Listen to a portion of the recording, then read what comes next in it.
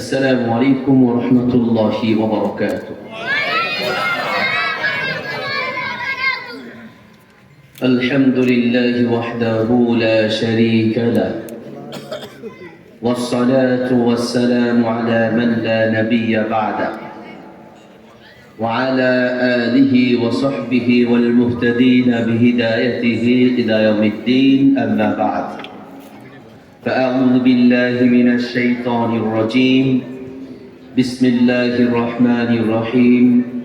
يا أيها الذين آمنوا كتب عليكم الصيام كما كتب على الذين من قبلكم لعلكم تتقون. وقال النبي صلى الله عليه وسلم: إن الله لا ينظر إلى صوركم ولا إلى أجسامكم ولكن ينظر إلى قلوبكم وأعمالكم.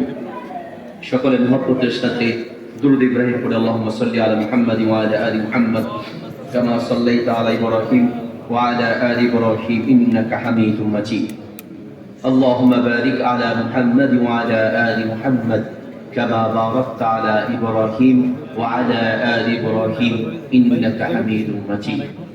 অধ্যকারী নতুন যুব সমাজ ও গ্রামবাসীর উদ্যোগে আয়োজিত আজকের ইসলামিক সাংস্কৃতিক অনুষ্ঠান এবং তাফসীরুল কোরআন মাহফিলের মোহতারাম সম্মানিত শ্রদ্ধেয় সভাপতি জনাব মোহাম্মদ হারিস সাহেব, উপস্থিত মোহতারাম সম্মানিত ওলামায়ে কেরাম, দীর্ঘ সময় ধরে আলোচনা করছিলেন মাওলানা কারি শাব্বির আহমদ সাইফি আকরামাহুল্লাহ, মাওলানা আব্দুল ওয়াদুদ সাহেব সহ আরো সম্মানিত ওলামায়ে কেরাম, দিন ইসলাম প্রিয় মুসলিম ভাইয়েরা, পর্দার আড়াল থেকে শুনছেন দিনী মা ও বোনেরা, সর্বপ্রথম আল্লাহ রাব্বুল আলামিনের শুকরিয়া আদায় করছি। আলহামদুলিল্লাহ,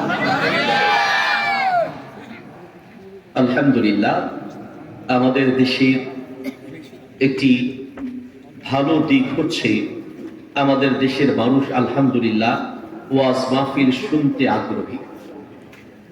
যে পরিমাণ ওয়াজ মাহফিল আমাদের বাংলাদেশে হয়, মনে হয় না যে বিশ্বের অন্য কোনো দেশে এত ওয়াজ মাহফিল হয়।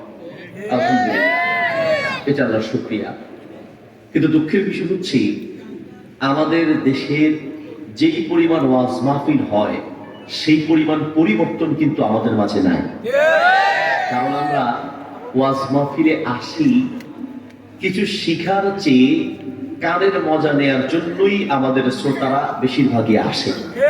মাহফিল শেষে যাওয়ার পথে যদি জিজ্ঞেস করা হয় যে আজকের মাহফিল থেকে কি শিখতে পারলেন, তো দেখা যাবে যে 2 মিনিটও, পুরো মাহফিলের মধ্য থেকে 2 মিনিটেরও ওয়াজ আমরা কাউকে বলতে পারি না। কারণ আমরা অনেকেই আসি শুধুমাত্র কানের মজা নেয়ার জন্য।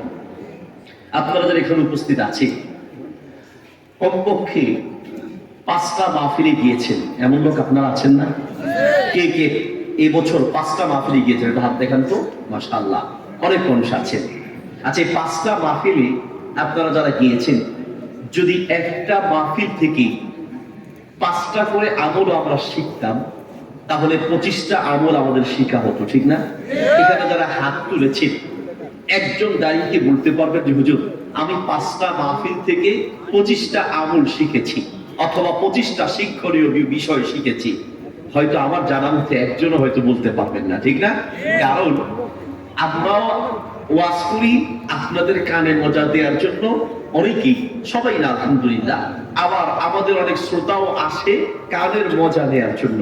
চট্টগ্রাম মাহফিল শেষ করে যাচ্ছে, যাওয়ার পথে বাজারে একজনের সাথে দেখা, জিজ্ঞেস করছে বাজি এগুলো হরে অবাজি ওয়াজ হুনিবার লাগিয়ে ওয়াজ হুন্ন না হুন্নি বাজি কেন লাগিয়ে বোধ গম লাগিয়ে বোধ গম ওয়াজ গুরগি আবাজি কি ওয়াজ গুরগে 2 মিনিট হন আসাই বাজি ওয়াজ বোধ গম লাগিয়ে মাগার কি ওয়াজ গুরগে হন্য পারিব। ওয়াজ খুব ভালো হয়েছে, খুব ভালো লেগেছে, কিন্তু কি ওয়াজ করেছে এটা বলতে পারবো না। এটা আসলে ওয়াজ মাহফিলের আসল উদ্দেশ্য নয়। দোস্ত আমার, যারা মাহফিলের আয়োজন করেছে তারা জানে এই মাহফিলটা খুব অল্প সময়ে আমার একটা মাহফিল মিস হওয়ার কারণে খুব অল্প সময়ে উদ্যোগ নিয়ে মাহফিলটার আয়োজন করেছে।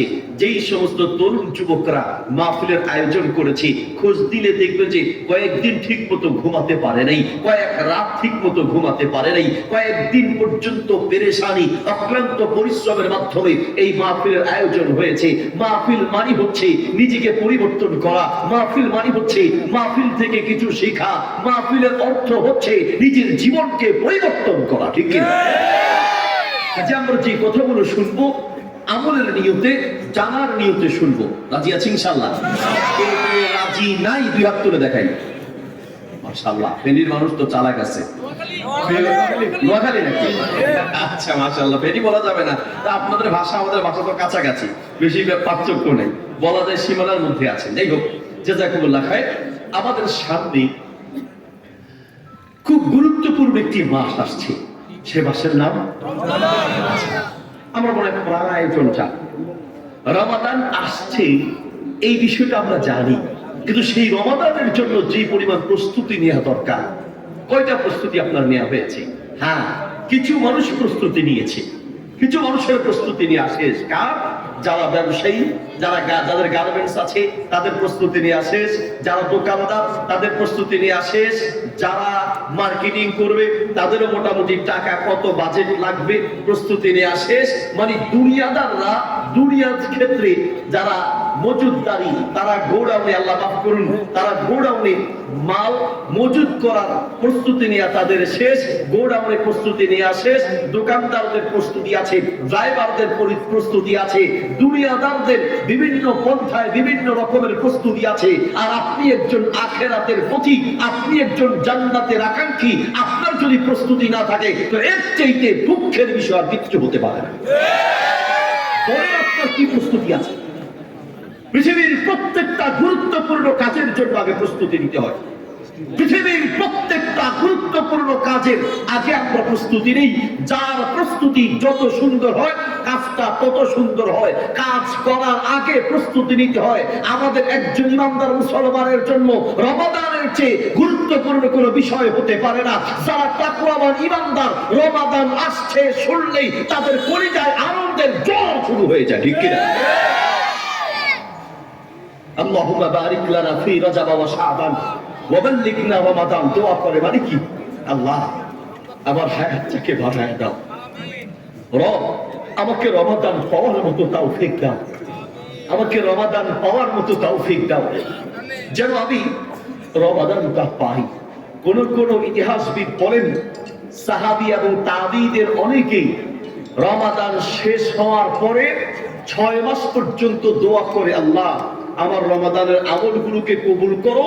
আর বাকি 6 মাস, তার মানে রমাদান শুরু হওয়ার 5-6 মাস আগ থেকেই দোয়া করে, মালিক আমাকে তুমি রমাদান পাওয়ার মতো হায়াত বাড়ায় দাও, নেক হায়াত বাড়িয়ে দাও, যাতে করে আমি রমাদান পাই। আল্লাহু আকবার।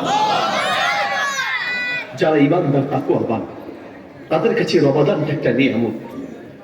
আর যাদের ইমানের দুর্বলতা আছে তারা তো রমাদান দেখলে, রমজান আসবে শুনলেই কলিজা থরথর করে কাঁপে।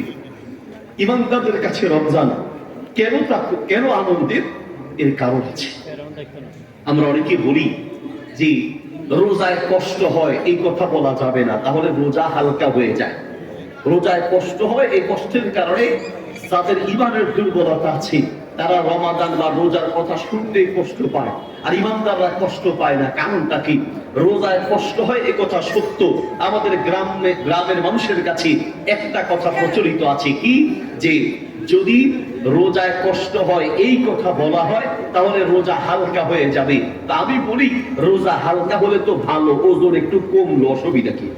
রোজা হালকা হয় এই কথা ঠিক নয়, রোজায় কষ্ট হয় এই কথাই সত্য। ওমর রাদিয়াল্লাহু আনহু বলেন যে আমরা রোজার কষ্টে মাঝে মাঝে মাথায় পানি দিতাম। প্রচন্ড গরম যদি হয়, রোজার কষ্ট হয়, আপনি শরীর ভিজাতে পারবেন, মাথায় পানি দিতে পারবেন, অসুবিধা নাই।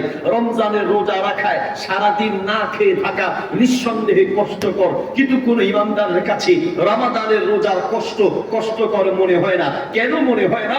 একটা দৃষ্টান্ত দিলে বুঝবেন। কোন একটা লোকের পেটে একটা বড় রোগ হলো, ডাক্তারের কাছে গেল, ডাক্তার বলল যে আপনার পেট কেটে আপনার পেট কেটে ওপেন সার্জারি করতে হবে, পেট কেটে এরপর অপারেশন করতে হবে। লোকটা থরথর করে কাঁপতে লাগলো যে আমার পেট কাটা হবে? বললো হ্যাঁ, পেট তো কাটতে হবে, আপনি মারাও যেতে পারেন। লোকটা থরথর করে কাঁপছে, ডাক্তার সাহেব কোনো ঔষধ দিয়ে কি হয় না? না না, ঔষধ দিয়ে আমার কাছে কোনো চিকিৎসা নাই। ঢাকা শহরের বিভিন্ন ভালো ভালো ডাক্তার দেখায়, একই কথা, অপারেশন ছাড়া উপায় নেই। চলে গেলেন দেশের বাহিরে কোনো কান্ট্রিতে, কথার কথা। যাওয়ার পরে একজন ডাক্তার বললো যে অপারেশন ছাড়াও একটা ব্যবস্থা হবে। কি সেই ব্যবস্থা? প্রতিদিন আপনাকে একটা করে ইনজেকশন দিতে হবে। বললো ডাক্তার সাহেব ইনজেকশন কোনো ব্যাপার না, অপারেশন থেকে বাঁচার জন্য ইনজেকশন দিতে আমি রাজি আছি। ইনজেকশন যখন দেয় তখন কিন্তু রোগী ব্যথা পায়, কিন্তু এই ব্যথা তার কাছে ব্যথা মনে হয় না, কারণ সে চিন্তা করে ইনজেকশনের এই সামান্য কষ্টের কারণে আমি তো অপারেশন থেকে বেঁচে যাব, আমার জীবনটা বেঁচে যাবে। অপারেশন থেকে বাঁচার চিন্তা করে ইনজেকশনের কষ্ট যেমন তার কাছে কষ্ট মনে হয় না, আনন্দের সাথে ইনজেকশন গ্রহণ করে। ঠিক তেমনি একজন ইমানদার যখন চিন্তা করে রোজার মাধ্যমে, সিয়ামের মাধ্যমে আমার আল্লাহকে আমি খুশি করতে পারবো, আল্লাহর গজব থেকে বাঁচবো, আল্লাহর আযাব থেকে বাঁচবো, জাহান্নামের আযাব থেকে বাঁচবো, যখন চিন্তা করে তখন একজন ইমানদারের কাছে রমজানের রোজা তার কষ্টকর মনে হয় না। ঠিক কি? এই হলো পার্থক্য। যাবি আবার রোজার মাধ্যমে আবার আল্লাহকে খুশি করতে পারবো, আমি রোজার মাধ্যমে জাহান্নাম থেকে বাঁচতে পারবো। প্রিয় ভাইয়ের আমার, বলতে যাচ্ছিলাম রমাদান আসার আগে সেই রমাদানের জন্য আনন্দিত হওয়া প্রয়োজন। যে আল্লাহ যদি আপনাকে রমাদান পাওয়ার তৌফিক দেয়, তো প্রথম রোজা যদি আপনি পান, আপনার উচিত আপনি সিজদায় পড়ে আল্লাহ আমাকে তৌফিক দিলে আমিও একই আমল করবো ইনশাআল্লাহ। সিজদায় পড়ে লম্বা সময় আল্লাহর কাছে শুকরিয়া আদায় করবো, মালিক পৃথিবীর কত মানুষকে তুমি মাটির তলে দিয়েছো, কত মানুষ করোনায় দুনিয়া থেকে বিদায় হয়েছে, অ্যাক্সিডেন্ট করে বিদায় হয়েছে, কত রোগে শোকে মাটির তলে গিয়েছে। মালিক তুমি যে রমাদান পাওয়ার মতো তৌফিক দিয়েছো, এর চেয়ে বড় কোনো নিয়ামত নাই। যদি প্রথম রোজা আপনি পেয়ে যান, তো আল্লাহর কসম করে বলছি, আল্লাহর কসম করে বলছি, আপনার যদি উপলব্ধি থাকে তো আপনার সিজদায় পড়ে চোখের পানি ফেলে আল্লাহর শুকরিয়া আদায় করা দরকার। ঠিক কি? এই পৃথিবীর সবচেয়ে বড় নিয়ামত হচ্ছে আল্লাহ আপনাকে নেক হায়াত দেওয়া। এই পৃথিবীর সবচেয়ে বড় নিয়ামত হচ্ছে আপনি নেক হায়াতে রমাদানের মতো একটা গুরুত্বপূর্ণ মাস পাওয়া। সেই রমাদান যেন সুন্দরভাবে কাটাতে পারেন, এই জন্য এখন থেকে আপনার প্ল্যান থাকা উচিত, পরিকল্পনা থাকা উচিত।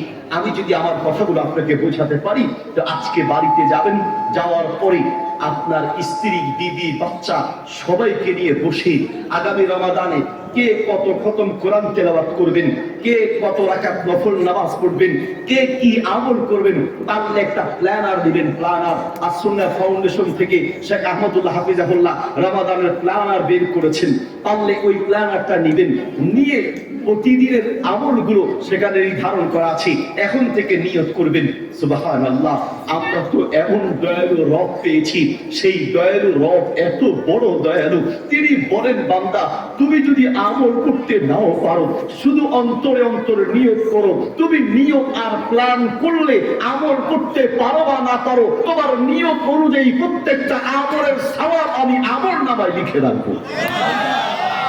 কিয়ামতের মাঠে বহু মানুষ তার আমলনামা দেখে অবাক হয়ে বলবে, মালিক এত আমল তো আমি করি নেই, এত আমলের সওয়াব আল্লাহ আমার আমলনামায় কি করে এসেছে, আমি তো এত আমল করি নেই। আল্লাহ বলবে, বান্দা তুমি আমল করো নাই, কিন্তু তোমার অন্তরের ভাষা আমি বুঝি। আল্লাহু আকবার। কিন্তু বান্দা তুমি যে অন্তরে নিয়োগ করেছো, তোমার অন্তরের ভাষা পৃথিবীর কেউ না বুঝলেও তোমার আল্লাহ তোমার অন্তরের প্রত্যেকটা ভাষা বুঝে। মনে নিয়োগ করলেই আমলনামায় সওয়াব লিখে দেওয়া হয়। আল্লাহু আকবার। কোন বান্দা যখন আমলের নিয়োগ করে, সাথে সাথে আল্লাহ সওয়াব লিখে দেন। গুনাহের নিয়োগ যখন করে, আল্লাহ ফেরেশতাদেরকে বলেন, ফেরেশতারা আমার বান্দা গুনাহের নিয়োগ করেছে, এখনো তো গুনাহ করে নেই, গুনাহ করলে তারপরে লিখবা, তাও সুযোগ দিবা যে তওবা করে কিনা দেখবা, আর আমল নিয়ত করলেই সাথে সাথে লিখে রাখবা। কেমন দয়ালু রব পেয়েছে। আল্লাহু আকবার। মুসা আলাইহিস সালামের যুগে একবার অভাব দেখা দিয়েছে, একজন লোক, প্রচন্ড অভাব, মানুষের চারদিকে হাহাকার। অভাব কাকে বলে আল্লাহ আমাদেরকে বুঝিয়ে দিয়েছেন। বন্যা এদিকে পানি উঠেছিল, সেই দিন বুঝিয়ে দিয়েছে। ফেনী শহরে এসএসকে রোডে আলকেমি হসপিটালের পাশে আমার একটা মাদ্রাসা আছে। আমার 4টা মাদ্রাসার একটা হচ্ছে আলকেমি হসপিটালের পাশে। আমার ওই মাদ্রাসা সামনের যে রাস্তা এবং এসএসকে রোড আপনারা জানেন, সাঁতার কাটতে হয়েছে, সাঁতার কেটে কেটে পার হতে হয়েছে। অভাব যে মানুষকে কতটা বিপদে ফেলতে পারে, আবার এখনো সেই দৃশ্য মনে আছে। আমরা আলহামদুলিল্লাহ আমাদের আসুন্নাহ ফাউন্ডেশনের পক্ষ থেকে এবং আমাদের পক্ষ থেকে আমরা বিভিন্ন সহযোগিতা করেছিলাম। কিছু সহযোগিতা আপনাদের এলাকাও আলহামদুলিল্লাহ পৌঁছানো হয়েছে। আসুন্নাহ ফাউন্ডেশন অনেক ত্রাণ আপনারাও পেয়েছে, ঠিকই না? আমার মনে আছে সেই দৃশ্য আমার চোখে এখনো ভাসে। অভাবে মানুষ যে কতটা বিপদে পড়তে পারে।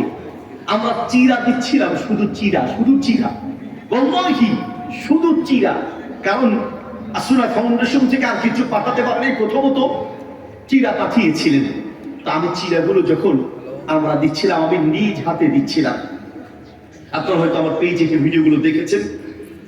সেখানকার, মানে শহরের কথা বলছি, এসএসকে রোডের আশেপাশের 5তলা 6তলা বিল্ডিং এর মালিক, শত শত কোটি টাকার মালিকরা পর্যন্ত 1 কেজি 2-2.5 কেজি 3 কেজি চিরা, মানে অল্প অল্প চিরা নেওয়ার জন্য পর্যন্ত এসে লাইন ধরেছে। 1000 কোটি টাকার, শত কোটি টাকার মালিকরা পর্যন্ত সেই দিন 1 কেজি চিরার জন্য অভাবে পড়েছিল।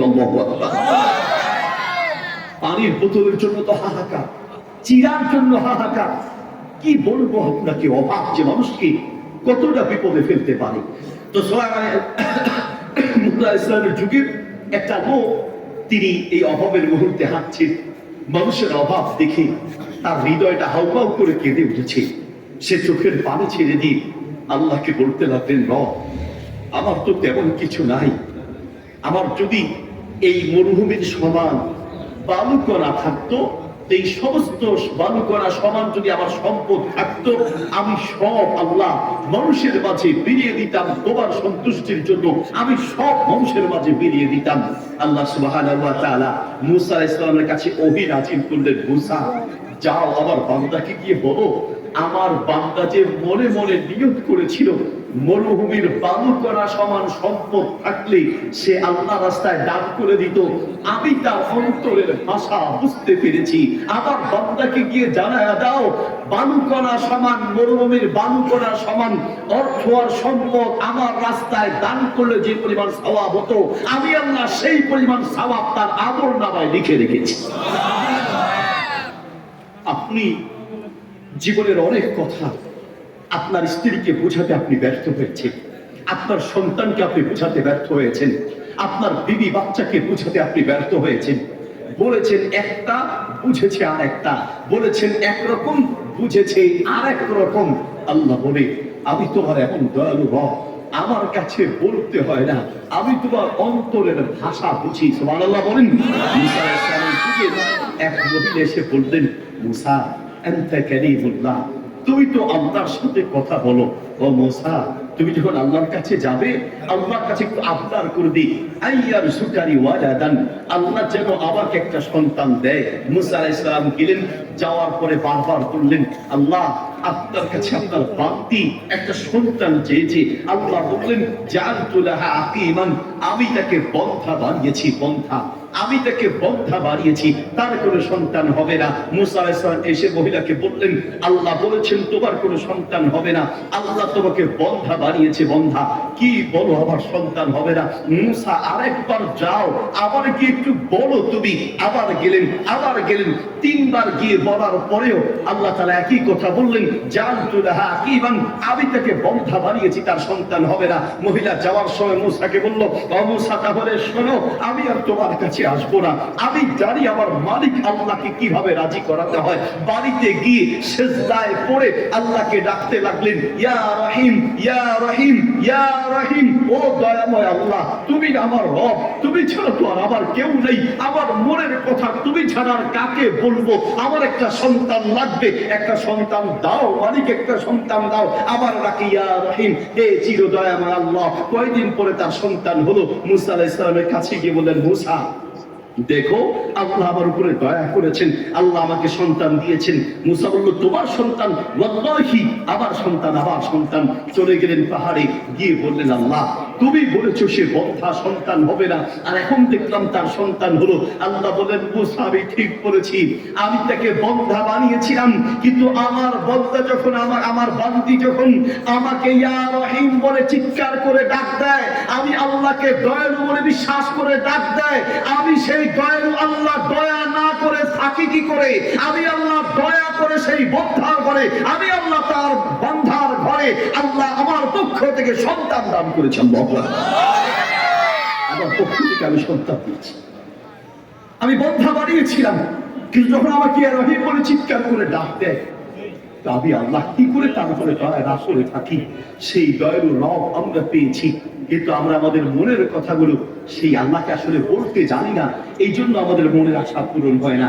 প্রতিদিন প্রত্যেক রাতে প্রথম আসমানে এসে আপনার রব আপনাকে ডাকে, একটা বার তো আপনার চিন্তা করা উচিত। আপনার বাপ আপনাকে রেখে ঘুমায়, আপনার মা আপনাকে রেখে ঘুমায়, আপনার সন্তান আপনাকে রেখে ঘুমায়, সারা দুনিয়া আপনাকে রেখে ঘুমায়।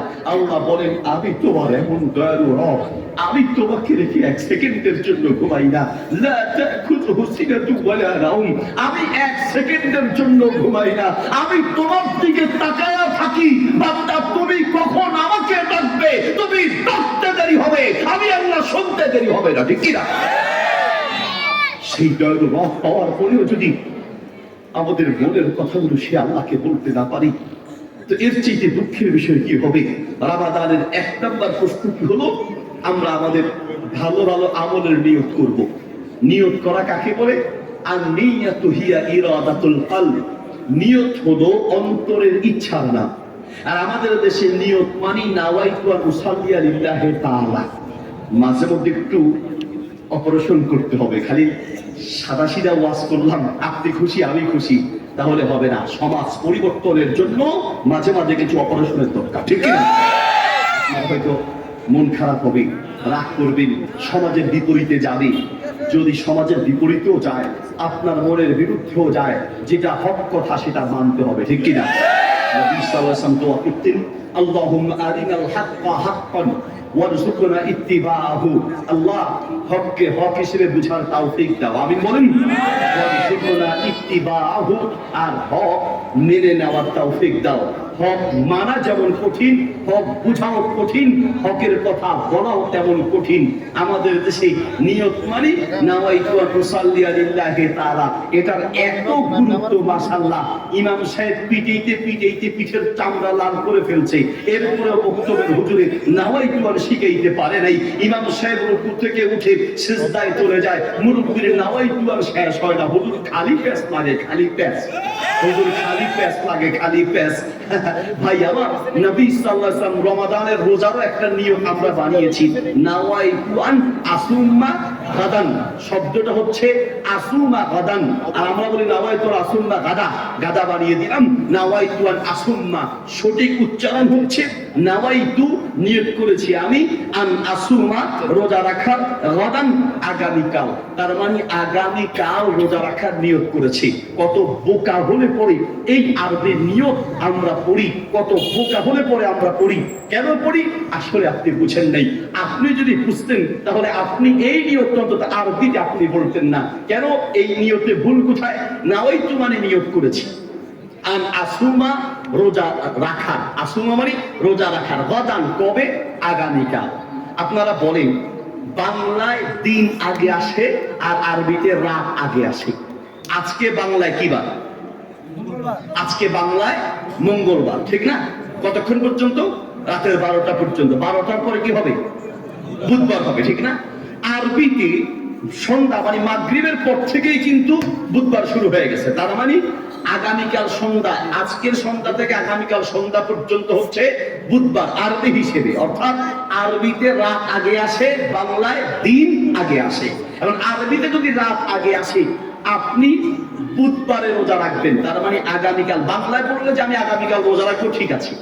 আরবিতে যদি আপনি বলতে হয় যে বুধবার রোজা রাখবেন, তাহলে কি আগামীকাল বলবেন না আজ বলবেন?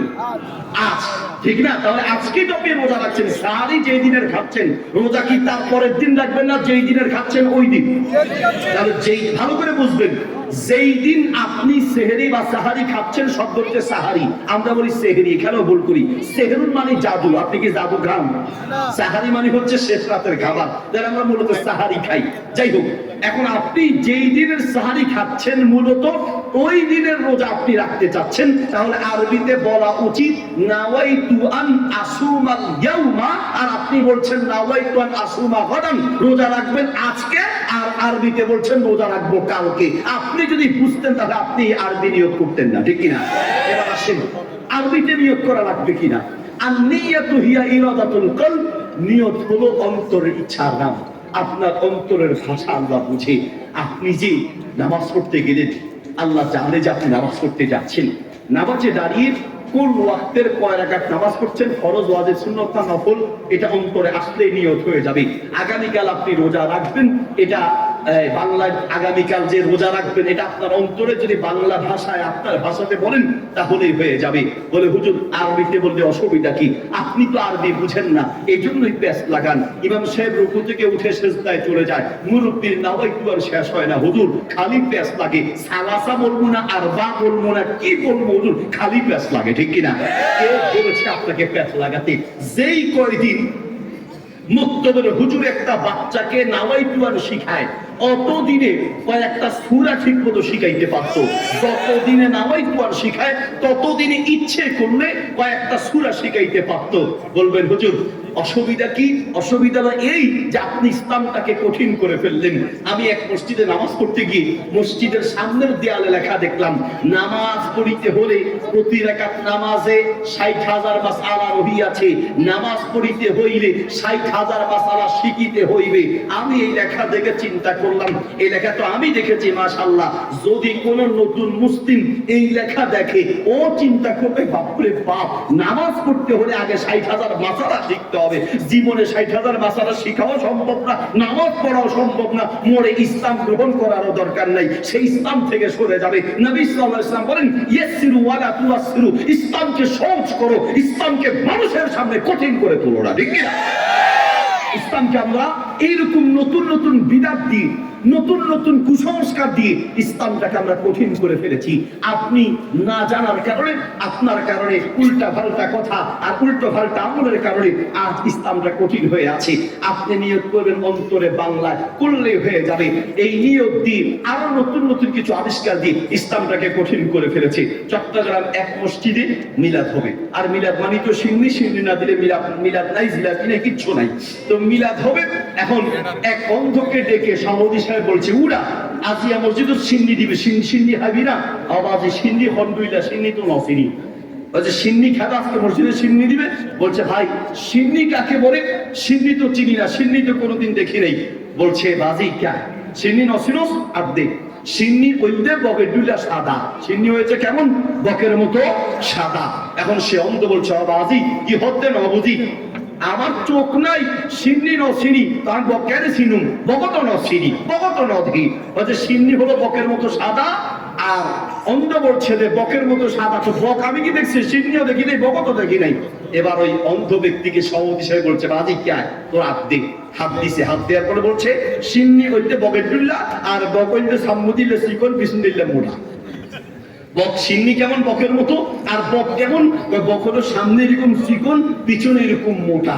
তো ওই অন্ধ ব্যক্তি বলছে বাজি আল্লাহর কসম সিন্নি নহাইম গলা তাকি মরি যায়, বই সামনে দিয়ে চিকন, পিছন দিয়ে মোটা, এই সিন্নি খেলে আমার পেটে, আমার গলায় আটকে যাবে, আমি সিন্নি খাবো না। আসলে বুঝাইতে গেছি কি, সিন্নি উদাহরণ দিচ্ছি কিসের? বকের এইরকম ইসলামটাকে আমরা কঠিন করে ফেলেছি।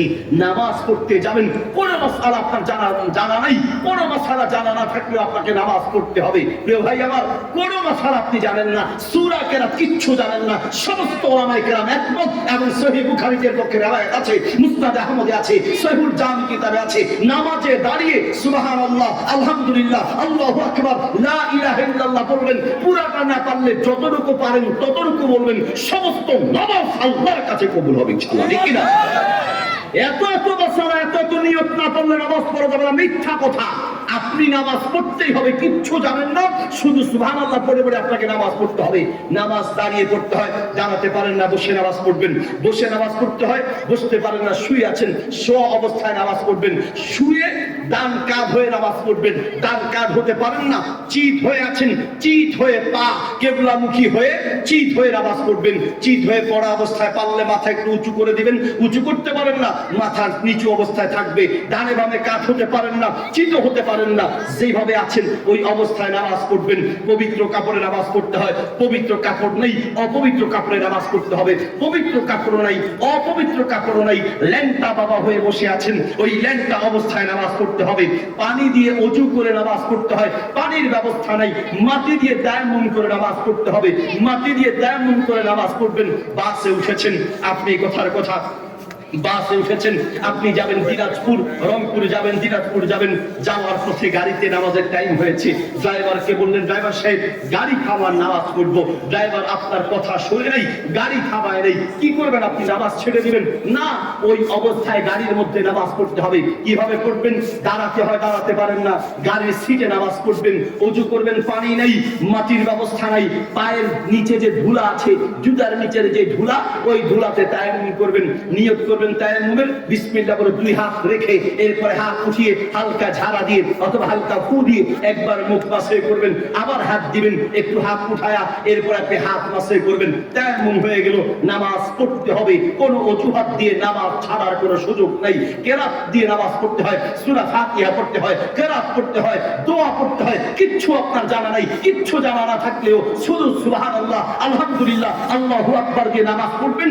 পাশাপাশি আপনি সূরা কেরাত শিখবেন। শিখার আগ পর্যন্ত সুবহানাল্লাহ, আলহামদুলিল্লাহ, আল্লাহু আকবার, লা ইলাহা ইল্লাল্লাহ বলে নামাজ পড়লে পৃথিবীর সমস্ত আলেমরা একমত, অবশ্যই আপনার নামাজ আল্লাহর কাছে কবুল হবে, ঠিক কি না? আপনার অন্তরটা দেখে, আল্লাহ আপনার অন্তরটা দেখে। বলতে চাচ্ছিলাম, নাওয়াইতু আন দিয়ে আপনি ইসলামটাকে কঠিন করেছেন। নিয়ত হলো অন্তরের ইচ্ছার নাম। নাওয়াইতু সাল্লিল্লাহি তাআলা, পৃথিবীর কোন হাদিসের কিতাবের ভেতরে দূরের কথা, ঢালের মধ্যে পর্যন্ত এই রকম নিয়ত দেখা নাই। এটা আমাদের বানোয়াট পদ্ধতি, এটা আমাদের তৈরি করা। এবার আবার বলবেন, হুজুর তাইলে কি আমাদের বাপ দাদারা কি ভুল করছে? তারা তো সারা জীবন নাওয়াইতু আন উসাল্লিয়া লিল্লাহি তাআলা, নাওয়াইতু আন আসুল্লা গাদান, নাওয়াইতু আন উসকিত আন জিম্মাতি।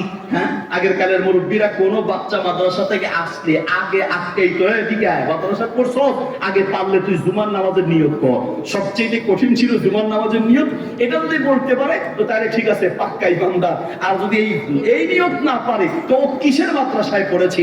এই সমস্ত কারণে আমাদের বক্তব্যগুলোতে এখন এই নাওয়াইতু আন উসাল্লিয়া লিল্লাহি তাআলা ট্রেনিং চলে। হুজুর যদি বলে যে না হুজুর এটা বলার দরকার নেই, চাচা এটা না পড়াইয়া কয়েকটা সূরা কেরাত শিখাই, ওই ইমামের চোখ দুগুষ্টির চাকরি চলে যাবে। এই জন্য ইমামরা অনেক সময় চাইলেও কথা বলতে পারে না, ইমামরাও বলবে না, খতিব সাহেবরা বলবে না, আর আমরাও যদি না বলি তাহলে সমাজে কোনো পরিবর্তন আসবে না, ঠিক না? হুজুর বাইরে বাইরে ওয়াজ কেমনে করবেন? আমি ঢাকা শহরে এক মসজিদে জুমা পড়াতে গেলাম। তো মসজিদের সভাপতি সাহেব এসে আমাকে বললেন, হুজুর আপনি যে জুমা পড়াবেন, হুজুর আপনার সাথে একটু কথা বলতে চাই। বলে বলেন। বলছে, হুজুর আপনি যে জুমা পড়াবেন, আমি এই মসজিদের সভাপতি, হুজুর অস্ত্র জমা দিয়েছি, ট্রেনিং জমা দিই। তার মানে উনি একজন রিটায়ার্ড পার্সন, সরকারি চাকরিজীবী ছিলেন। বলছে আমি অস্ত্র জমা দিয়েছি, হুজুর ট্রেনিং জমা দিই। তা আমি মনে করছি যে আমার মধ্যে সম্ভবত উল্টা ইনজেকশন দিবে। বিভিন্ন মাহফিলে গেলে আলহামদুলিল্লাহ আপনাদের সভাপতি বা আপনাদের দায়িত্বশীল যারা উল্টা পাল্টা কোনো ইনজেকশন দেয় নেই। বিভিন্ন মাহফিলে গেলে আমাদেরকে উল্টো ইনজেকশন দেয়, মসজিদের ইমাম নিয়োগ দিয়া, খতিব নিয়োগ দিয়া ইনজেকশন দেয়। হুজুর ওয়াজ করবেন বাইরে বাইরে, সিস্টেম মতো ওয়াজ করবেন। ওরে বাপরে বাপ, ওয়াজ আমাদেরকে শিখায়। মাশাআল্লাহ। প্রিয় ভাইয়েরা আমার, বলতে চাচ্ছিলাম আমি একটু রাগ হয়ে গেলাম। আমি বললাম, ভাই আপনি কি বলবেন বলেন, ওয়াজ যদি আমার শিখাইতে হয় তাহলে আমাকে দিয়ে ওয়াজ হবে না, আপনি ওয়াজ করতে হবে। বলতে হুজুর আপনি মাইন্ড করবেন না, বুঝার জন্য বলছে। বলবো হ্যাঁ বলেন। বলছে এইখানে যেহেতু অনেক শিক্ষিত লোক এবং প্রশাসনিক লোক এখানে আছে, এই জন্য খতিব সাহেবরা বক্তব্য দিতে গিয়া ভয়ে ভয়ে বক্তব্য দেয়। হুজুর আপনি সমাজ পরিবর্তনের জন্য যা বলা লাগে ইচ্ছে মতো আপনি বলবেন, যা মন চায় আপনি বলবেন। যদি এলাকা থেকে কোনো আঘাত আসে আমার বুকে আসবে, আপনার কোনো টেনশন নাই। আমি সেই দিন বললাম, যদি আপনার মতো সভাপতি, সেক্রেটারি আর কেশিয়ার যদি বাংলার প্রত্যেকটা মসজিদে থাকতো তাহলে সারা বাংলাদেশ একদিনে পাল্টে যেত, ঠিক কিনা? পাল্টে যেত, বেশি কিছু লাগবে না তো, খালি সিদ্ধান্ত নেন। মতইনের যুব সমাজ যদি সিদ্ধান্ত নেয়, মসজিদের কমিটি যদি সিদ্ধান্ত নেয়, মসজিদের সভাপতি, সেক্রেটারি, কেশিয়ার, এলাকার যুবকরা যদি সিদ্ধান্ত নেয়, আমাদের ইমাম সাহেব যার তার জানাজা পড়াবে না। ইমাম সাহেব যদি ঘোষণা দেয় কোন বেনামাজির জানাজা আমি পড়াবো না, কোন সুদখোর ঘুষখোরের জানাজা আমি পড়াবো না, সেই বিয়ে বাড়িতে নাচ গানের অনুষ্ঠান চলবে সেই বিয়ে পড়াতে আমি যাব না। যদি ইমাম আর মুয়াজ্জিন খতিব আর এলাকার যুবকরা সিদ্ধান্ত নেয়, সারা বাংলাদেশ একদিনে পাল্টে যাবে ইনশাআল্লাহ।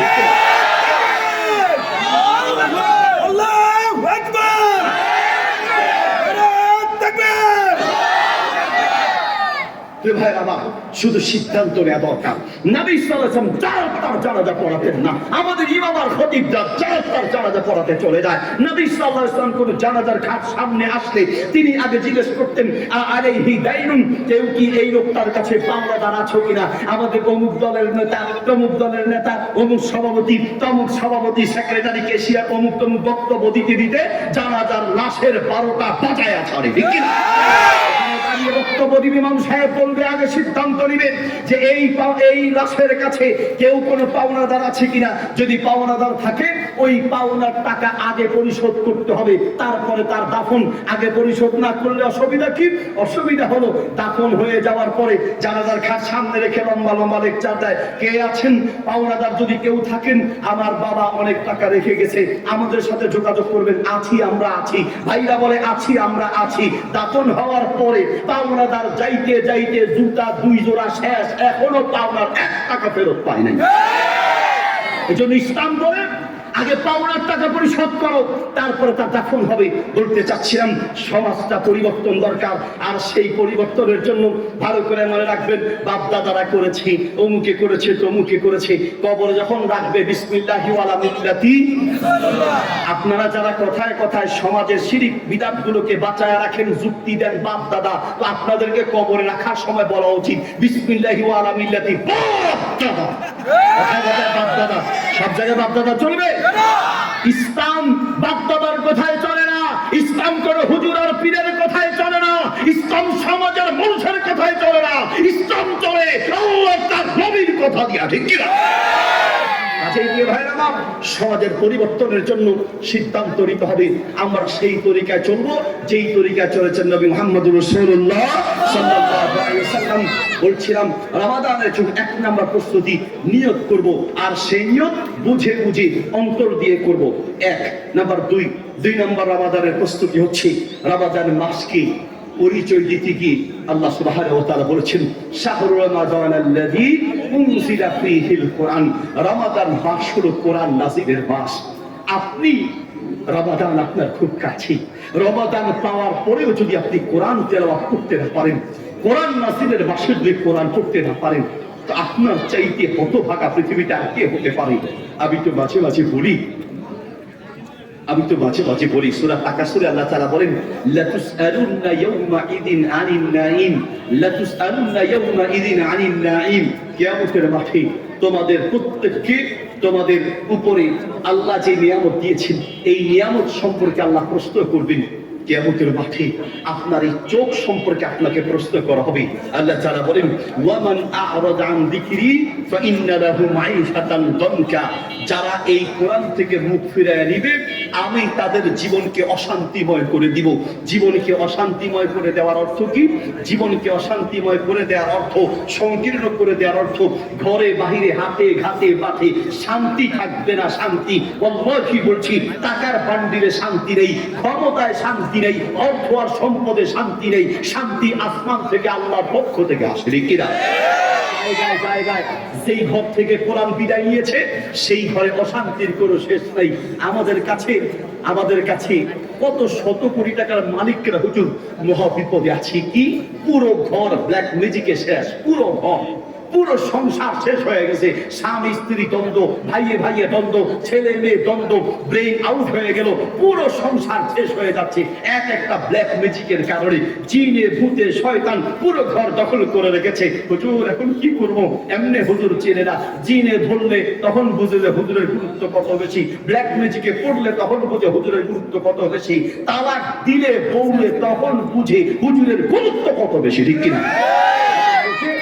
এক বড় অফিসার রাতের প্রায় 1টার সময় ফোন দিয়েছে। আমি চট্টগ্রাম সাতকারে মাহফিল থেকে আসার পথে ফোন দিয়ে হুজুর আবার মেসেজ দিল অনেকগুলো। আমি মাহফিল থেকে নেমে মেসেজ মাত্র দেখতেছি, মেসেজ লিখেছি, হুজুর আমার জীবন মরণের কষ্ট আমি শেষ, হুজুর আপনার সাথে একটু কথা বলতে চাই। তো আমি ওনাকে কল দিলাম, কল দেওয়ার পরে বলছে, হুজুর মহা একটা বিপদ। কি বিপদ? হুজুর আমি একটা তালাকের মাসালা নিয়ে হুজুর মহা বিপদে পড়ে গেছি। হুজুরদের গুরুত্ব তখন বোঝা যায় এখন ডিভোর্স আর তালাক দেয়। তার ওই মেসেজ দেখেই বুঝছি যে নিশ্চয়ই এখানে কোনো একটা অঘটন ঘটেছে। ঘরে ঘরে তালাক, ঘরে ঘরে অশান্তি। খোঁজ নিয়ে দেখেন ঘরে অশান্তির সবচেয়ে বড় কারণ ঘরে দ্বীন না থাকা, ইসলাম না থাকা অশান্তির সবচেয়ে বড় কারণ। হয় স্বামী দিন বুঝে না, না হয় স্ত্রী বুঝে না, না হয় স্ত্রী বুঝে না, না হয় স্বামী বুঝে না। অশান্তি কাকে বলে? যে মুরব্বীরা, ভালোবাসা কাকে বলে? মুরব্বীদের কাছে আছে। আমার অফিসে গিয়ে মাঝে মাঝে বসে, হুজুর কি হয়েছে? দিয়ে লেছি হুজুর, দিয়ে লেছি। কে দিয়ে লেছে? হুজুর দিয়ে লেছি। আরে বুঝেন না হুজুর, আগে বলতে মুখে বাঁধে নাই, এখন মুখে বাঁধে। কি দিছেন? হুজুর তালাক। এমন ভাবে তালাক হচ্ছে, বিয়ে করলেন কয়দিন? 2 সপ্তাহ, তালাক হয়ে গেছে। বিয়ে করছে কয়দিন? মাত্র 1 বছর, তালাক হয়ে গেছে। ঠাকুর কাছে ফোন দিয়ে বলতেছে, হুজুর একটা মাসালার জন্য আপনাকে অনেকক্ষণ ধরে ফোন দেই। কি মাসালা? হুজুর মাসালা হলো আমি তালাক দিছি, তালাকের মাসালা। তো এলাকার আলেমদের কাছে যান, হুজুর যার কাছে যাই সে নিজেই বিপদে পড়ে। কেন? হুজুর তালাকটা সাইজ মতো হয় নাই, তালাক কিন্তু বে সাইজের হয়েছে। তাহলে কোন সাইজের তালাক দিচ্ছেন আপনি? তালাক দেওয়ার সময় বলছি, তোরে তালাক, তোর মারে তালাক, তোর আব্বারে তালাক, তোর গোষ্ঠীরে তালাক করে 100, 200, 300 তালাক যাও। তালাক দিছে কয়শো? 300। আমি বললাম আপনার গোড়াউনে কি তালাক আনা ছিল না? মেজাজ গরম হইলে আমাদের মাথা ঠিক থাকে না। রংপুর থেকে এক মহিলা ফোন দিছে, হুজুর একটা তালাকের একটা মাসালা। বললাম কি মাসালা? বলেন, হুজুর আমি আমার স্বামীরে আব্বা ডাকছি, আব্বা। আরে দুনিয়ায় এত মানুষ থাকতে আপনি স্বামীরে আব্বা ডাকতে গেছেন কেন? হুজুর বিপদে পড়ে রাখছি। কি বিপদ?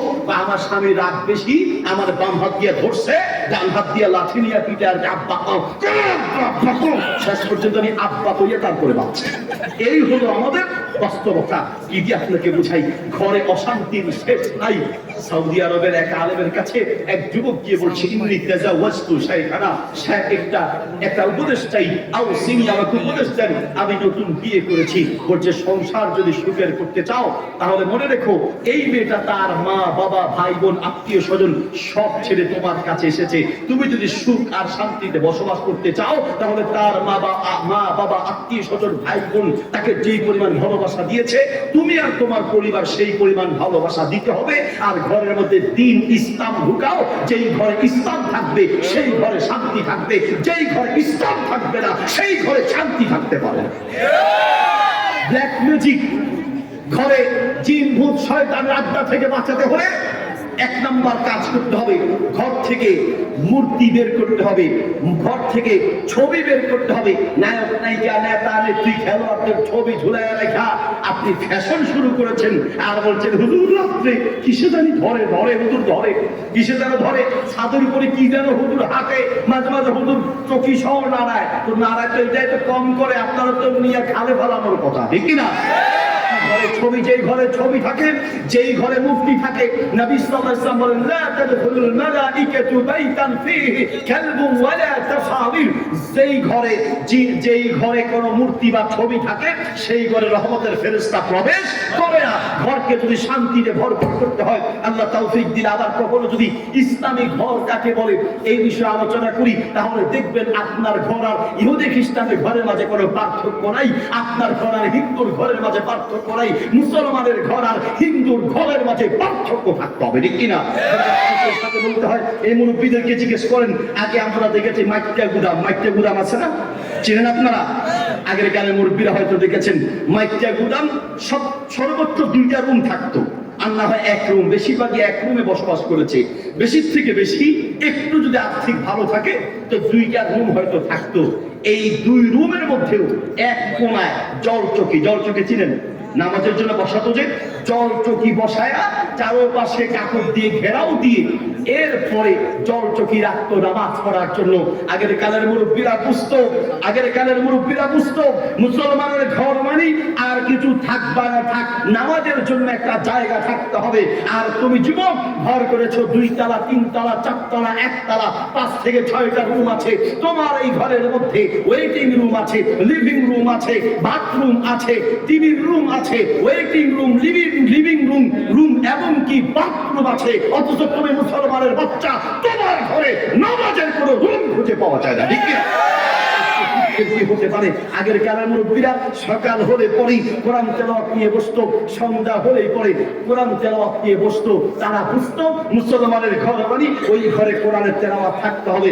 সেই ঘরে কোরআনের তেলাওয়াত থাকে, জিন ভূত শয়তান থাকতে পারে না, কোন ব্ল্যাক ম্যাজিক সেখানে আক্রমণ করতে পারে না। বিশেষ করে মাঝে মাঝে সূরা বাকারা তেলাওয়াত করবেন, ইনশাআল্লাহ আপনার ঘর জিন ভূত শয়তান মুক্ত হবে। দোস্ত কি দিয়ে আপনাকে বুঝাই, ভাই কি দিয়ে আপনাকে বুঝাই, শুধু আখিরাতের শান্তি নয়, এই দুনিয়ার শান্তিও এই কোরআনের মধ্যে আছে। ঘরে কোরআন তেলাওয়াত চালু করেন, ঘর থেকে অশান্তি দূর হবে, জিন ভূত শয়তান এবং ব্ল্যাক ম্যাজিক থেকে আপনি বাঁচতে পারবেন। রমাদানের 2 নম্বর প্রস্তুতি হচ্ছে রমাদান আসার আগেই আপনি কোরআন তেলাওয়াত শিখবেন। যারা পারি না শিখবো, আর যারা পারি আরেকটু ভালো করে তেলাওয়াত করার জন্য অভ্যস্ত করব, যাতে করে রমাদান মাসে বেশি বেশি কোরআন তেলাওয়াত করি। 3 নম্বর রমাদানের প্রস্তুতি হচ্ছে রমাদান আসার আগেই তওবা করে দিব। তওবা কাকে বলে এটা আমাদের বুঝতে হবে। আমরা ওই টিভি দোকানে বসে সিনেমা দেখি, মানে খারাপ ছবি চলছে, মুরব্বীরা দেখে আর গালে থাপ্পড় দিয়া কয় তওবা তওবা তওবা। কি যে চলতে আছে, তওবা করাও ঠিক আছে আবার দেখাও ঠিক আছে, এর নাম তওবা নয়। গালে 2টা থাপ্পড় দেওয়ার নাম তওবা নয়। তওবার 1 নম্বর শর্ত, যেই গুনাহ করছেন সেই গুনাহ আপনি ছেড়ে দিবেন। নাম্বার 2, ওই গুনাহ না করার সিদ্ধান্ত নেবেন। নাম্বার 3, ওই গুনাহের পথ থেকে ফিরে আসার পরে অনুতপ্ত হবেন যে আমি এই গুনাহটা করা ঠিক হয় নাই, গুনাহ ছেড়ে দিবেন, গুনাহ না করার সিদ্ধান্ত নেবেন, ওই গুনাহের প্রতি অনুতপ্ত হবেন যে কাজটা ঠিক হয় নাই। নাম্বার 4, আল্লাহর কাছে মাপ চাইবেন, কান্নাকাটি করে যে আল্লাহ আমি এই গুনাহ করেছি আর করব না, আল্লাহর কাছে সাহায্য চাইবেন। 5 নম্বর হচ্ছে গুনাহটা যদি কারো পাওনা হয়ে থাকে সেই পাওনা ফেরত দিতে হবে। ভাইয়ের জায়গা মেরে দিয়েছেন, বোনের জায়গা মেরে দিয়েছেন, মানুষের টাকা মেরে দিয়েছেন, এই সব ফেরত না দিলে আপনার কোনো তওবা আল্লাহর কাছে কবুল হবে না। নবী সাল্লাল্লাহু আলাইহি ওয়াসাল্লাম বলেন কুতিলা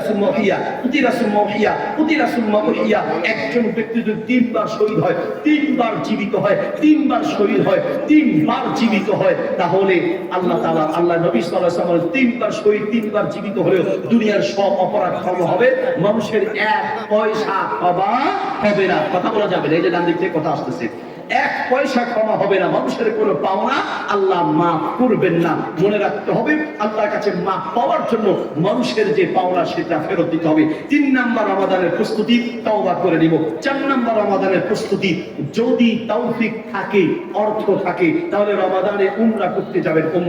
উমরা করতে যাবেন। ভাই, যে সমস্ত তরুণ যুবকরা বিশেষ করে নেশা ছাড়তে পারেন না, গুনাহ ছাড়তে পারেন না, আমি বিশেষভাবে অনুরোধ করব তৌফিক থাকলে রমাদানে উমরায় যাওয়ার চেষ্টা করেন। রমাদানে উমরা করার মানে রাসূল সাল্লাল্লাহু আলাইহি ওয়াসাল্লামের সাথে হজ করার মতো সওয়াব আপনার আমলনামায় আসবে। সবচেয়ে বড় কথা হলো উমরা করতে গেলে জীবনের যে কিছু পরিবর্তন আসে, আল্লাহু আকবার।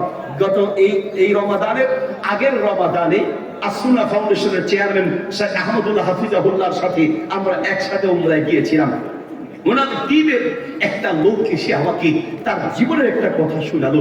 বলল, হুজুর আমি সুদের চাকরি করতাম, চাকরিটা ছেড়ে দিয়েছি।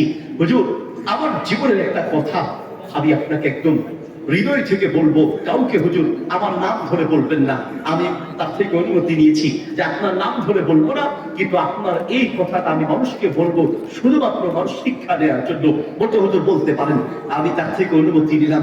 সে বলছে, হুজুর ইয়াবা থেকে শুরু করে যত আধুনিক নেশা আছে, আমার মনে হয় হুজুর আমার কোনোটা বাদ নাই। ঢাকা শহরে থাকি, এমন ভাবে নেশার সাথে জড়িত হলাম, আমার মা বাবা ভাই বোন এবং আমার বিবি পর্যন্ত প্রায় দিন আমার সাথে ঝগড়া করেছে। কয়েকবার তো বিবি রাগ করে বাসা থেকে চলে গেল যে আমার সাথে সংসার করবে না। একবার তিনি আমাকে বললো তোমার জন্য লাস্ট চান্স, এরপরে আর আমি তোমার সংসার করতে পারবো না, কোনো নেশাখোরের সাথে সংসার করা যায় না। তো বললো যে হুজুর আমাকে শর্ত দিয়েছি আমি যেন উমরা করতে যাই এবং সেই উমরায় গিয়ে আমি যেন আল্লাহর কাছে এই নেশা থেকে পানা চাই, আর আমার স্ত্রী একটু আমাকে শর্ত দিলেন আমি যেন 1 মাসের জন্য যাই। তা আমি ভাবলাম যেহেতু বলছে উমরায় যেতে, একটু ঘুরে আসি, অসুবিধা কি, জীবনে আর কখনো উমরায় যাইনি।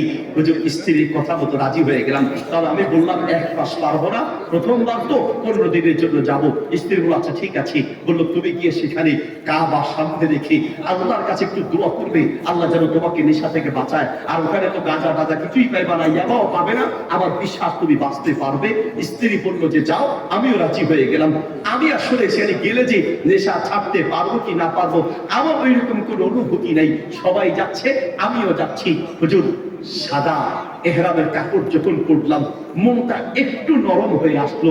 সবার মুখে একসাথে শুনলাম লাব্বাইক আল্লাহুম্মা লাব্বাইক, লাব্বাইক লা শারীকা লাক লাব্বাইক, ইন্নাল হামদা ওয়ান নি'মাতা লাকা ওয়াল মুলক লা শারীকা লাক। কি যে একটা ভালো লাগা কাজ করছে।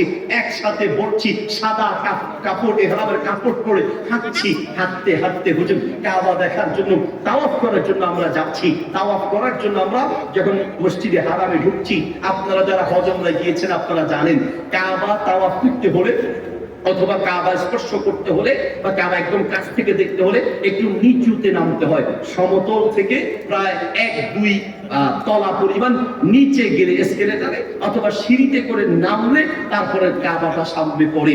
সেই লোকটা বলছে হুজুর জীবনে প্রথমবার তো, কখন কাবা দেখবো আমার জানা নাই, সবার সাথে যাচ্ছি, সবাই যাচ্ছে আমিও যাচ্ছি। যেতে যেতে সিঁড়ি থেকে নামতে নামতে হঠাৎ করে হুজুর কাবাটা আবার চোখের সামনে পড়েছি। আমি মোবাইলে কতবার কাবা দেখেছি, কতবার ছবিতে কাবা দেখেছি, কিন্তু বিশ্বাস করেন হুজুর মোবাইলের কাবা, ছবিতে যে কাবা দেখা যায়, ইন্টারনেটে যে কাবা দেখা যায়, সেই কাবার মাঝে আর বাস্তবে কাবা দেখার মধ্যে হাজার হাজার পার্থক্য, লক্ষ কোটি গুণ পার্থক্য, আসমান আর জমিনের পার্থক্য। আমার চোখের সামনে যখন কাবাটা পড়লো, আমি তাকায়া থাকলাম, আমি আর চোখ নামাতে পারলাম না। কালো গিরাপে মোড়ানো সোনালী অক্ষরে লেখা এই কাবায় যে এত মায়া, এত ভালোবাসা, আমার সাথে সবাই হারায় গেল, আমি আর কাউকে খুঁজে পেলাম না। তাকায় আছি তো চোখ নামাতে পারলাম না, চোখের পানিতে বুক ভেসে গেল। সেই দিন যে আল্লাহ অন্তরে হেদায়েতের নূর ঢেলে দিয়েছেন, আজ পর্যন্ত আর কোনোদিন আমি নেশা গ্রহণ করতে চাই নাই। আল্লাহ সেই পাওয়া এই ওমরার মধ্যে আছে। আমি তো মাঝে মাঝে বলি টাকা নাই, পয়সা নাই। আমরা অনেক সময় ভাবি হুজুর যেতে তো মন চায়, কিন্তু আমার তো টাকা নেই, আমি তো বুড়ো হয়ে গেছি। আর আমি বলি টাকা লাগে না, শক্তি লাগে না, শরীরের শক্তি লাগে না, টাকা পয়সা লাগে না, কলিজার টান থাকলেই সম্ভব হয়, ঠিক কিনা? গত বছর আমি এবং আমার বাচ্চা, আমার মা বাবা সহ একসাথে আমরা উমরা করতে গিয়েছিলাম। আমি আমার বাবাকে নিয়ে তাওয়াফ করছি হুইল চেয়ারে করে। আমার বাবা হাঁটতে পারে না, একটু পায়ে সমস্যা আছে, প্যারালাইজড আক্রান্ত, পা ভাঙা। তো আমার বাবাকে নিয়ে যখন আমি হুইল চেয়ারে করে তাওয়াফ করাচ্ছি, আমার মনে মনে মানে একটা আনন্দ অনুভব করছি। একটু নিজেকে একটু মানে খুব বড় বড় মনে হলো, মাশাআল্লাহ আমি আমার বাবাকে এই বুড়ো বয়সে, শেষ বয়সেও আলহামদুলিল্লাহ তাওয়াফ করাতে পারছি, উমরা করাতে পারছি, সাফা মারওয়া সাই করাতে পারছি। যখন উচিত তৌফিক থাকলে যুবক বয়সে উমরা করা, হজ করা, আমরা তো শেষ বয়সে যাই। আমার বাবা হাঁটতে যেহেতু পারেন না, ওনাকে আমি হুইল চেয়ারে নিয়ে যখন সাফা মারওয়া সাই করাচ্ছিলাম, আপনারা জানেন যে সাই করার সময় সবুজ পাখি দিয়ে একটা জায়গা আছে, যেই জায়গায় দৌড়াতে হয়, একটু দৌড়াতে হয়। এই দৌড়ানোর পদ্ধতিতে এসেছি হাজরে আলাইহিস সালামের পক্ষ থেকে। ইসমাইল আলাইহিস সালামকে জমজমের কূপের ঠিক কাছাকাছি রেখে যখন ইব্রাহিম আলাইহিস সালাম চলে গেলেন, যাওয়ার সময় ইব্রাহিম আলাইহিস সালাম চলে যাচ্ছেন, পিছনে শুধুমাত্র মা আর ছেলে। ছেলের মুখের দিকে তাকিয়ে হাজরে আলাইহিস সালাম খুব চিন্তিত হয়ে পড়লেন। ইব্রাহিম আলাইহিস সালামকে বললেন, স্বামী আপনি যে চলে যাচ্ছেন মরুভূমি জনমানবহীন এলাকায়, আমি আমার বাচ্চাকে নিয়ে কিভাবে থাকবো? আপনি যে চলে যাচ্ছেন। ইব্রাহিম আলাইহিস সালামের কোনো কথা নাই, কারণ আল্লাহর নির্দেশ, কোনো কথা বলা যাবে না। আল্লাহ যা বলেছেন তাই মানতে হবে। সামনের দিকে হাঁটছেন। হাজরা আলাইহিস সালাম জিজ্ঞেস করলেন, এটা কি আপনার রব আপনাকে নির্দেশ দিয়েছে? আপনি যেখানে রেখে যাচ্ছেন আল্লাহ নির্দেশ দিয়েছে? ইব্রাহিম আলাইহিস সালাম ইশারায় বললেন, হ্যাঁ আমার আল্লাহ আমাকে নির্দেশ দিয়েছে। তখন হাজরা আলাইহিস সালাম বললেন, ইদান লা ইউদাইয়ুন আল্লাহ, সবই আপনি যেতে পারেন, টেনশনের কিচ্ছু নাই। জনমানবহীন এলাকায় মরুভূমিতে যেই আল্লাহ রেখে যেতে বলেছেন, যেই আল্লাহর নির্দেশ আপনি পালন করছেন, ওই আল্লাহ আমাদের জন্য রিজিকের ব্যবস্থা করবেন। আল্লাহু আকবার। কিচ্ছু নাই, কোনো ব্যবস্থা নাই, টেনশন নাই। বউ কাকে বলে, স্ত্রী কাকে বলে? আর আমাদের মাশাআল্লাহ স্ত্রীদের ঘরে ফ্রিজ ভর্তি খাবার, ব্যাংকের টাকা, মানুষের কাছে টাকা, ব্যবসায় টাকা লাগানো আছে। এরপরও আপনি হজ যাবেন, উমরায় যাবেন, কথার কথা দিনই কোনো কাজে বের হবেন, এরপরে তার কলিজায় পানি থাকবে না। খামু কি? কি খামু আমি? ইব্রাহিম আলাইহিস সালাম বললেন, হ্যাঁ আল্লাহ নির্দেশ দিয়েছি, ইদান লা ইউদাইয়ুন আল্লাহ, তাহলে আপনি যেতে পারেন, কোনো টেনশন নাই। যে চলে গেলেন। এখন মা ছেলের ক্ষুধা খাওয়াবে কি? ছেলের জন্য পানি খুঁজতে গিয়ে পাশে একটা পাহাড় দেখা যায়, সাফা মারোয়া, একবার সাফায় একবার মারোয়া পাহাড়ে দৌড় দিয়ে, একবার মারোয়া পাহাড়ে একবার সাফা পাহাড়ে দৌড়াতে লাগলেন। কোন পাহাড়ে পানি পাওয়া যাবে, কোনো আপনার হচ্ছে ওই যে ঝরনার পানি পাওয়া যায় কিনা, বা কি পাওয়া যায়। বাচ্চাকে রেখে পাহাড়ে উঠলেন। পাহাড়ে যখন উঁচুতে উঠেন তখন বাচ্চাকে দেখা যায়। এখন এক পাহাড়ে পায় নেই, আরেক পাহাড়ে যাবে, তো সাফা থেকে মারোয়ায় যাবে। যাওয়ার মাঝখানে যখন পাহাড় থেকে নামে, পাহাড়ে উঠলে তো বাচ্চাকে রাখছে পাহাড়ের উপর থেকে দেখা যায়, কিন্তু পাহাড় থেকে যখন নিচে নেমে আসে সমতলে, তখন আর বাচ্চাকে দেখা যায় না। এখন সামনের পাহাড়ে উঠলে তো দেখা যাবে, এই জন্য মাঝখানের জায়গাটা দৌড় দিয়ে গিয়ে ওই পাহাড়ে উঠতে চায়। ওখানে গেলে বাচ্চাকে দেখা যাবে। ওই পাহাড়ে যাওয়ার পরে পানি পায় না, আবার ভাবে যে ওই পাহাড়ে পাওয়া যাবে। বাচ্চার জন্য যে এইভাবে মায়ের দৌড়ানো, পরিশ্রম আর কান্না, এটা আল্লাহর কাছে পছন্দ হয়েছে। কিয়ামত পর্যন্ত সমস্ত হাজিদের জন্য সাফা মারওয়ায় দৌড়ানোকে আবশ্যক করে দিয়েছেন। আল্লাহু আকবার। বলছি আমার বাবাকে নিয়ে যখন সাফা মারওয়া সাই করাচ্ছি, দৌড়াচ্ছিলাম, তো বাবা তো যেহেতু দৌড়াতে পারেন না, বাবার মধ্যে আমি হুইল চেয়ারটা নিয়ে সেই সবুজ লাইটের ওই জায়গাটা দৌড়াচ্ছি। তো আমার বাবা মাঝে মাঝে গাড়ি দাঁড় করায় দিয়ে আমি দাঁড়া, আমাকে দাঁড় করায় দাও। হাঁটতে পারে না, পায়ে ব্যথা। এরপরে উনি দৌড়াতে চায়। আমরা বাবা আপনি পড়ে যাবেন। আমি আমাকে একটু দৌড়াতে দিই। আমরা তো দৌড়াচ্ছি। বলছি দৌড়াচ্ছ তো ঠিক আছে, কিন্তু আমি নিজে দৌড়ালে যে মজা পেতাম, সেটা তো তোর এই হুইল চেয়ারে বসে সেই মজাটা পাই না। যৌবন কাল ইবাদতের উত্তম সময়। নামাজ পড়ে বাবা বসে বসে দাঁড়াতে পারে না। প্রায় দিন বলি, আপনি বসে পড়লে দাঁড়ানো সওয়াব পাবেন। আবার মাসালা জিজ্ঞাসা, যেহেতু বয়স হয়ে গেছে, ব্রেন স্ট্রোক করা রোগী, আবার জিজ্ঞেস করি, আমি যে বসে নামাজ পড়ছি, আমি বসে নামাজ পড়লে দাঁড়িয়ে নামাজ পড়ার যে সওয়াব, সেই সওয়াব পাবো কিনা? আমি বলি যে হ্যাঁ, আপনি দাঁড়ায় নামাজ পড়ার যে সওয়াব সেটা পাবেন। এরপরে মাঝে মাঝে দাঁড়ায় যায়। আমার মাঝে মাঝে রাগ করি, বলি বাবা আপনি দাঁড়ায় গেলে তো আপনি পড়ে যাবেন। বলছে বসে নামাজ পড়লে তো দাঁড়ানো সওয়াব পাওয়া যাবে, বুঝতাম, কিন্তু দাঁড়িয়ে নামাজ পড়ার যে তৃপ্তি, সেটা তো বসে নামাজ পড়লে পাই না। দোস্ত, জানি না কিভাবে বললে আপনি বুঝবেন, কোন শব্দ আর বাক্য দিয়ে বললে আমার কথাগুলো আপনার কলিজা পর্যন্ত যাবে, আবার জানা নাই। কথা খুব বেশি বললাম না। বলছিলাম বাবা বৃদ্ধ মানুষ, তাকে নিয়ে তাওয়াফ করাচ্ছি হুইল চেয়ারে। মনে মনে আনন্দ লাগছে যে আমি বুড়ো বয়সে আমার বাবাকে তাওয়াফ করাচ্ছি, আলহামদুলিল্লাহ। পরে দেখলাম বিদেশি এক হাজি, সুবহানাল্লাহ, তার বাবা বসতেও পারে না, হাঁটতেও পারে না, বাবাকে কাঁধে করে করে তাওয়াফ করাচ্ছে। আমি মনে করেছিলাম যে আমি ভালো কাজ করছি, আমি দেখছি আমার চেয়ে ভালো কাজ করার লোক আছে। আমি সেই দিন বুঝলাম, সুবহানাল্লাহ, অর্থ সম্পদ আর শরীরের শক্তি লাগে না, কলিজার দম থাকলে আল্লাহর ঘরের কাছে যাওয়া যায়, ঠিক কিনা?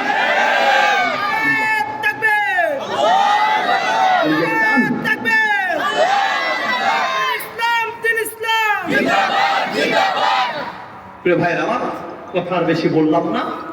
শেষ কথা হচ্ছে, আসুন রমাদানের জন্য প্রস্তুতি গ্রহণ করি। যার যে গুনাহের অভ্যাস আছে, সে অভ্যাসগুলো এখনই ত্যাগ করি, এখনই ছেড়ে দিই। তওবা করে ফিরে আসি, ভালো হয়ে যাই, তাহলে রমাদানটা সঠিকভাবে পালন করতে পারবো, ঠিক কিনা ইনশাআল্লাহ? রমাদান আসার আগে গুনাহের অভ্যাস ছেড়ে তওবা করব এবং রমাদানের মাসআলা মাসাইলগুলো জানার চেষ্টা করব। এটা রমাদানের প্রস্তুতি। রমাদানের অনেক মাসআলা জানি না, বিশেষ করে যুবকরা। একজনের ফোন দিয়ে বলছে, হুজুর আমি 4টা রোজা আমার কাজা হয়ে গেছে, রোজাগুলো কিভাবে রাখবো? কিভাবে কাজা হলো? হুজুর আমার স্বপ্ন দোষ হয়েছে, এই জন্য ওই দিনের রোজা ভেঙে ফেলেছি। নাউজুবিল্লাহ। স্বপ্ন দোষের কারণে রোজা ভাঙে না, বেয়াদবি মাফ করবেন। হস্ত বৈথুনের কারণে এটা কবিরা গুনাহ। আবার একদিকে মাস্টারবেশন বা হস্তমৈথুন যেটাই বলেন কবিরা গুনাহ, ওইটার কারণে একদিকে গুনাহ হবে, রোজা ভেঙে যাবে। সহবাস করে রোজা ভেঙে যাবে, ইচ্ছাকৃত কেউ বীর্যপাত ঘটালে রোজা ভেঙে যাবে, কিন্তু আপনার স্বপ্ন দোষের কারণে রোজা ভাঙবে না। এরকম অনেকগুলো কারণ আছে। রক্ত বের হয়েছে, রক্ত বেশি বের হয়েছে, তাহলে রোজাটা হালকা হয়ে গেছে, তার রোজা রেখে লাকি ভেঙে ফেলি। রক্ত বের হলে আপনার রোজা ভেঙে যাবে, এরকম করে মাসালা নাই। আপনি ইচ্ছাকৃত যদি অধিক পরিমাণ রক্ত দেন, যেই পরিমাণ রক্ত দেওয়ার কারণে আপনি দুর্বল হয়ে যাবেন, সেটার কারণে রোজা ভাঙবে। কিন্তু সামান্য পরিমাণ রক্ত দিলে, যেমন ডায়াবেটিস পরীক্ষার জন্য রক্ত দিলেন, অথবা রক্ত পরীক্ষার জন্য রক্ত দিলেন, অথবা কোনো কারণে কেটে গিয়ে রক্ত বের হয়েছে, তাহলে রোজা ভাঙবে না। এরকম অনেক মাসালা আছে। এই মাসালাগুলো এখনই জানবো রোজা আসার আগে। রাজি আছি ইনশাআল্লাহ? জাযাকুমুল্লাহ খায়র, বারাকাল্লাহু ফিকুম। আমার বড় ছেলেকে দিয়ে এসেছি, ওকে একটু আলোচনা করতে দিব। এরপরে কিছু প্রশ্ন আছে, এত প্রশ্ন আগে জানলে তো ওয়াজ না করে এগুলো একটু দিলে ভালো হতো। যাই হোক, তো আমার বড় ছেলে আছে, আলোচনা আপনারা শুনবেন নাকি ইনশাআল্লাহ?